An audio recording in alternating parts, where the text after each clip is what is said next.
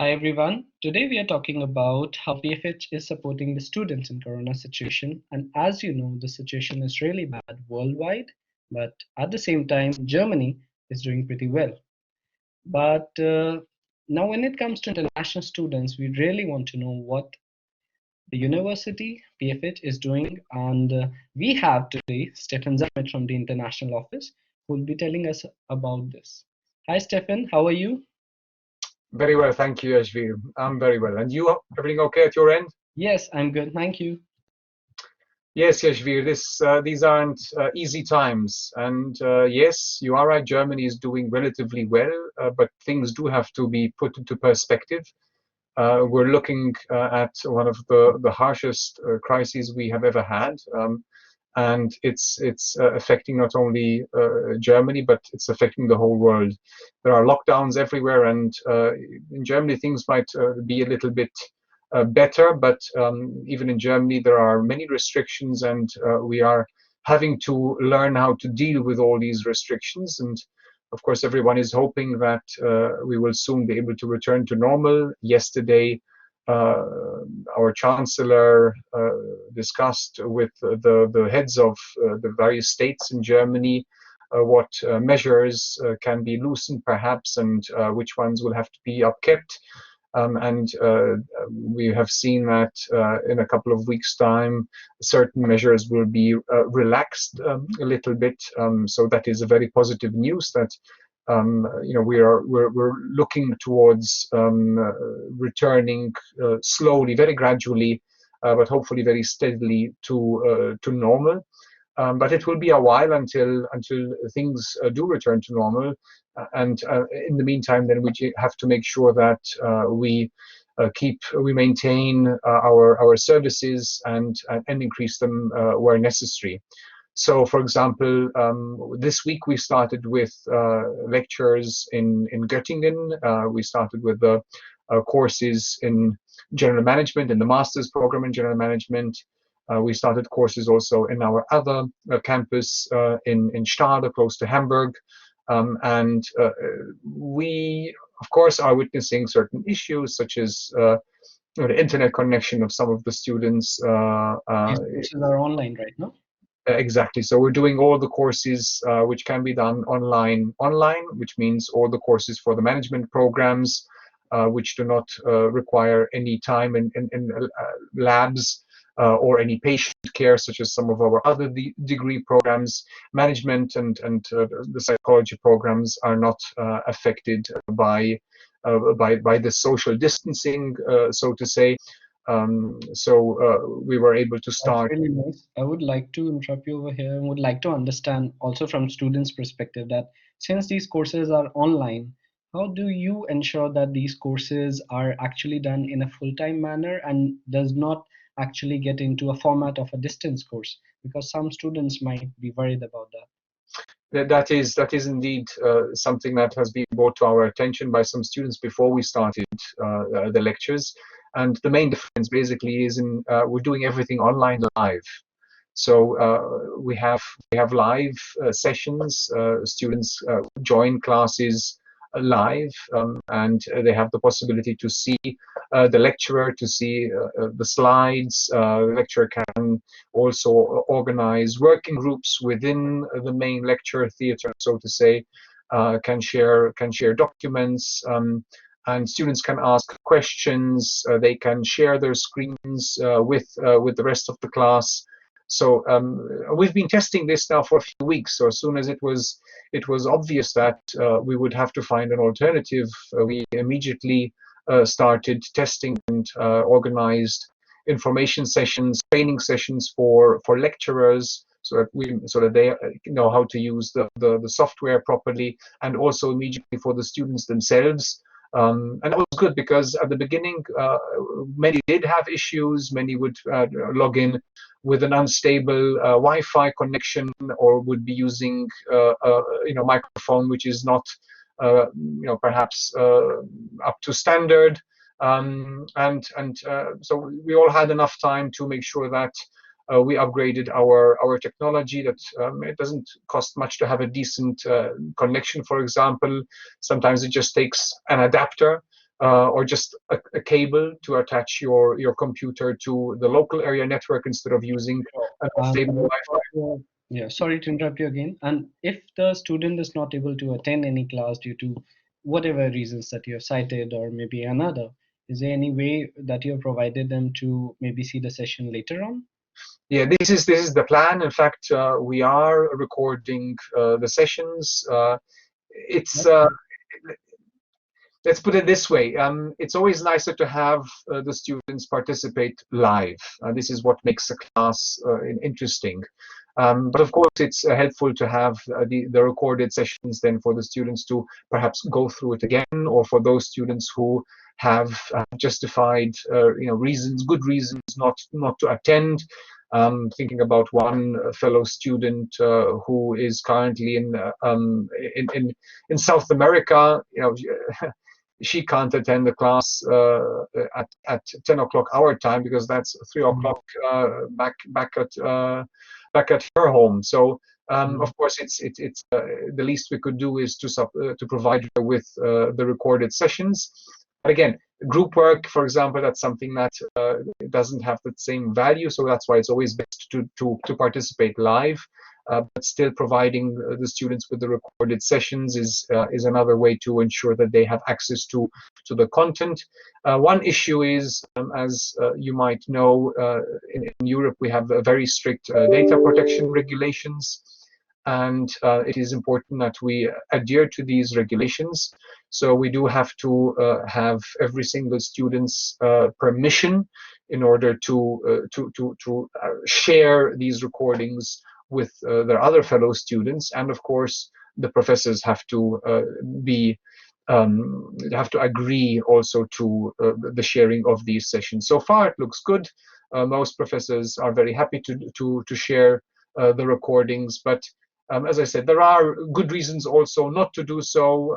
Some students, unfortunately, take it as an opportunity to not to participate live because they rely on the sessions then later on, so that reduces the participation in class. Sometimes the data is being discussed, which is very sensitive data that might be about companies, internal data, because we do have very practice-oriented teaching, using very current business case studies, where it's not okay to share this sensitive data. But the idea is still to make most of the sessions recorded available, and to ensure, as I said, that all students will have access to the required class teaching content. I think providing access to everyone is really good. But the students who are accessing these virtual classrooms are just in the city of Göttingen, or are there any students who are accessing them from their own country? Yes, we have some students who are indeed in their home countries. We have I know of at least a few students, I believe around 8 students in different programs who are currently in India. And as you know, in India there is a lockdown, so there's at the moment, at least for the next few weeks, it looks as though they will have to stay in India. We hope that once the lockdown is loosened, then is lifted, and they can come to Germany. But at the moment, that is not possible. And we have other students, as I mentioned, one student from South America. She definitely has this issue. And again, why? Current situation, are their studies being affected? Is it a delay in their studies, or is it in the normal term? Will they be able to complete it? So the students who still have regular classes, we don't see any negative effects for them. They are able to continue their studies smoothly without any delays whatsoever. We've seen some students facing difficulties. So those students who have already finished their teaching, their lecture semester, so to say, and those who are now actually in their project phases, in their, for example, internship phases. Some of them have indeed witnessed delays.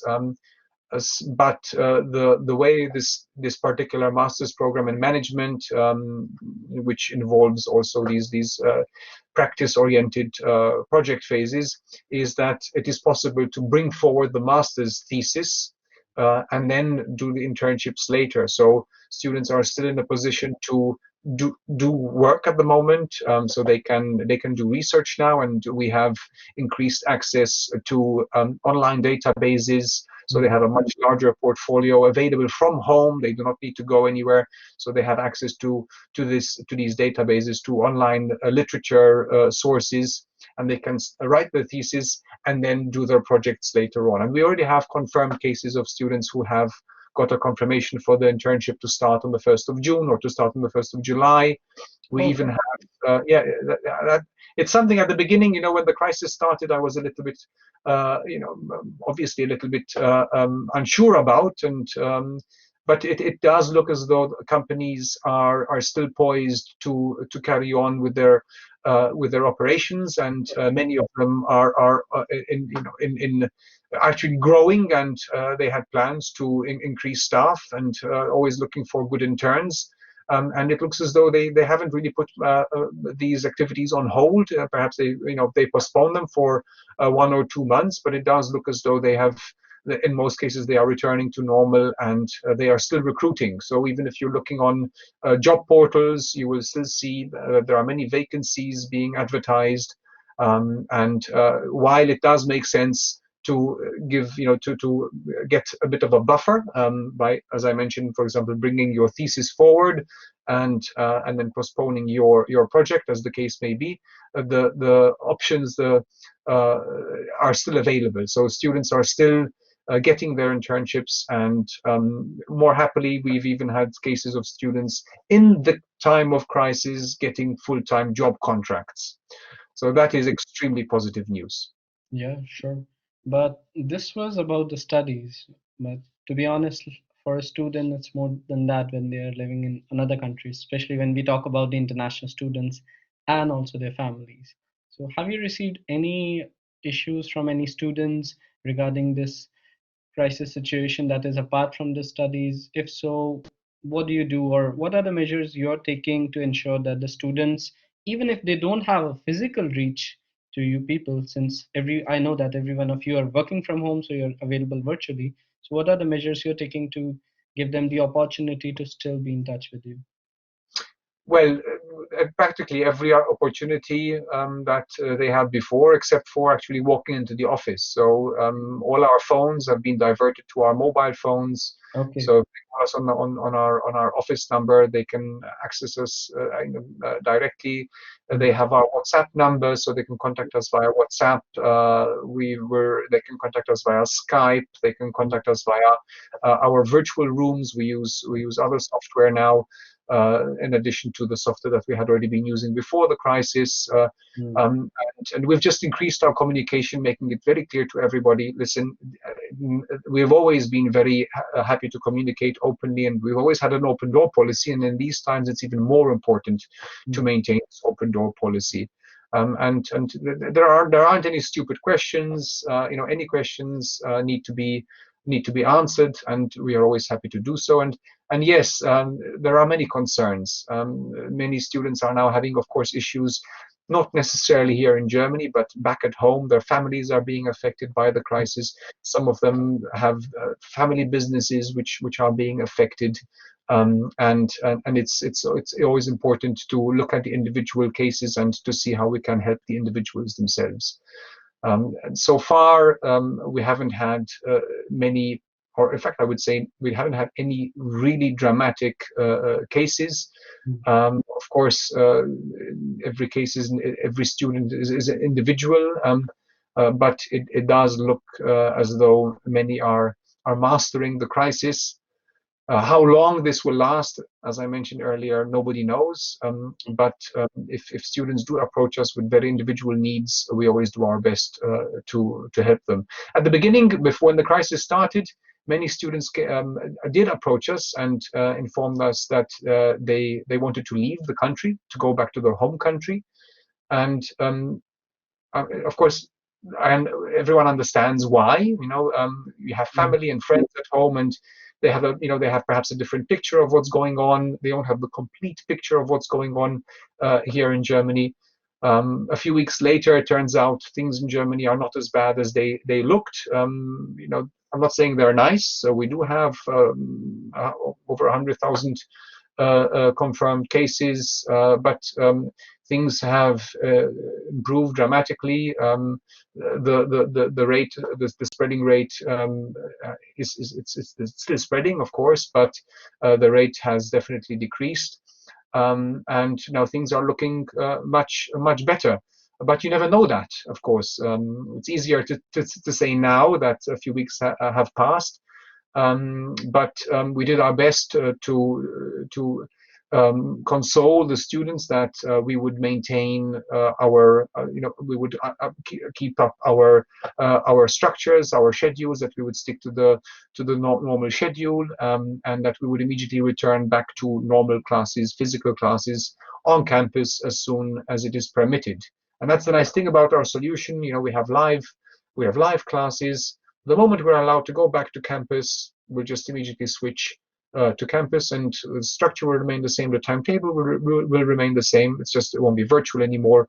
It will be in class again. But I'm pretty much sure many students would want to know that when the situation will get back normal, as in that you'll be able to have the physical classes. Maybe some students might have a reappear examinations that they need to do. I don't know when they are going to be placed. And of course, after this regular classes or virtual classes, there would be actual examinations going on. So do you have any update on that situation when on the re-examinations or anything?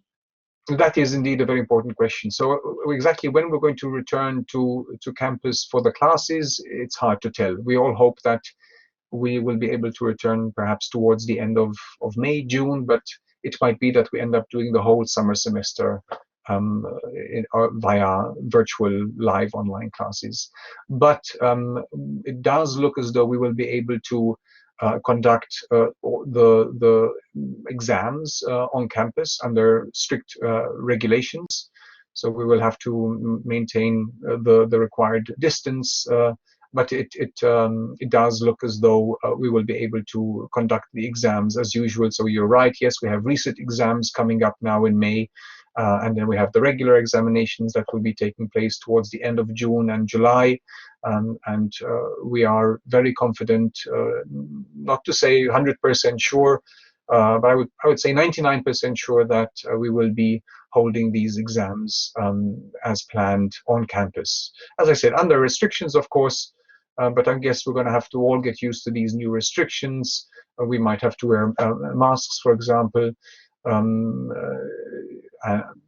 but we're definitely on the right track. So again, this is also something that will make sure that students will not have to unnecessarily extend their studies. Sure, that's perfect. Lastly, for the students who are planning to come in the winter semester, or maybe any prospective student who is seeing this video and wants to know what process should be there or how they should plan to apply in PFH if they intend to come in on this winter semester, which would, I guess, start from October, but I guess the applications are still running on. I'm not sure. Would you like to shed some light on this? Yes, of course. Thanks for that question. That is indeed also, of course, an important question, because the corona situation has not only affected the current operations of practically every university in the world, but it is also affecting the administrative issues that lie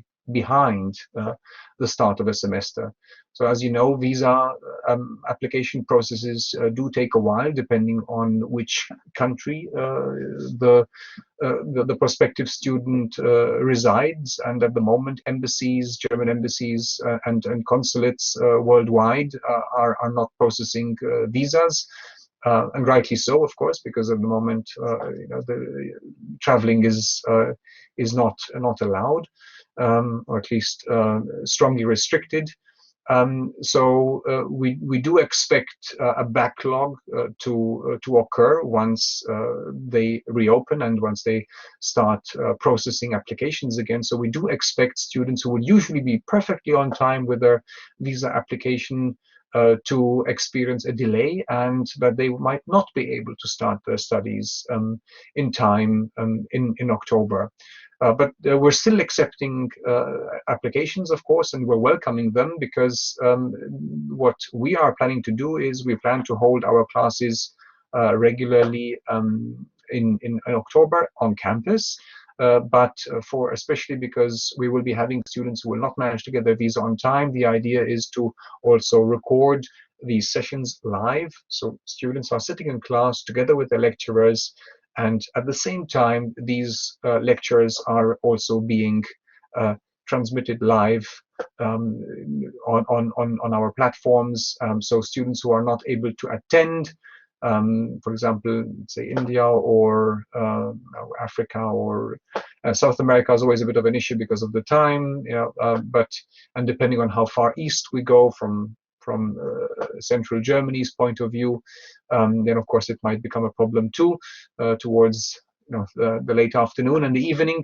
But then again, we have the solution that most sessions would be recorded, and we would be able to ensure that students can still start their semester in October, and then they can come whenever they manage to get their visas approved, and then hit the ground running, come, and continue their studies basically on campus. So it could be November, it could be December, it could be January, but it should be possible then for them to come and continue their studies without any interruptions or any delays. So words, you're saying that whoever wants to still pursue masters in general management or any of the course from your university can still apply and start from winter October, and can access the course material online and be enrolled in the regular course and take the classes live face to face when they get the visa, maybe next year, early Jan, or whenever, if even in late in this year itself, or whenever it is possible and the university is open. So That's correct. possibility. That's correct. Yes. That, I mean, in the worst case scenario, even if if these students cannot make it for the exams, because then that is always a bit of an issue. Oral examinations are one thing, but written examinations need to be done under supervision, of course. right. We are looking into the possibility of having test institutes in the home countries of the students supervise these examinations, but this is something we are still trying to implement. And as you can imagine, it's not easy, because you have one exam taking place at, say, 2 o'clock in the afternoon in Germany, and there are many different time zones where the students come from. But that's 4 months buffer. So we're saying students should be in a position to ideally come to Göttingen or to Stade for the composites program then by, let's say, January. That would be ideally, as I said, of course, in December would be even better, but January would also be okay. And we're looking for solutions in case students really have experienced a bigger delay, so that they can still pursue their studies without delay. And what we're doing for composites, because composites is also a technical degree program, of course, it also includes management courses, and it includes also German language courses, intensive German language courses. So the idea would be to bring forward the management classes and to bring forward the German language classes, and to postpone the technical class. So then students will also be able to attend the technical classes then later on during the semester. So the technical classes that would usually start in October would perhaps be postponed to January, so that students will be able to participate physically on campus. So we're doing our best, and I think we're in an excellent position. PFH has been, as you mentioned at the beginning of your of this interview, we have distance learning programs which are also state accredited and recognized, fully recognized. But there's a big difference between these programs and online. But since we do have the expertise of online courses, it was only the logical step to take now, and we do have things up and running. And I was expecting more hiccups to turn up at the beginning of this semester, but I'm pleasantly surprised. I made a couple of phone calls today asking lecturers how their sessions have been. I've had a look at the first recordings as well, and it does look as though things are working very well. Some students haven't been able to sort out their Wi-Fi connection, but as I said, this is very individual. Usually it is absolutely no problem to get a decent internet connection here in Germany. Mm, perfect. Thanks a lot for the information. I think that brings a lot of light and information on what the current situation is, and especially what it is being done by the university when it comes to first overall students and also to international students who you can understand are living and studying far away from their homes. So just apart from the situation, the stress of the situation, they also have the stress from their families. So definitely, working closely or giving them some moral support do help, and ensuring that their study also doesn't get affected because of this crisis is secondly, and also most importantly, after, of course, their health and safety. So that was really informative. Thank you, Stefan, for giving us so much information. And yes, I think after this, a lot of students who are still considering or have a lot of doubts will be able to understand, have a lot of queries, will be able to get the resolution of those queries. But in case any students still have any particular query which has not been addressed in this video, can they email you? Of What is course. the Of address? course, of course. Our contact details are easily found on our website, on the program's website. Sure. As I said, there's our WhatsApp contact numbers, and Perfect. if someone perhaps is unsure and wants to have a conversation, video conference information session before applying, that's also fine. As I said, we're there to make sure that students or that applicants have all the information that they require. It's not an easy decision.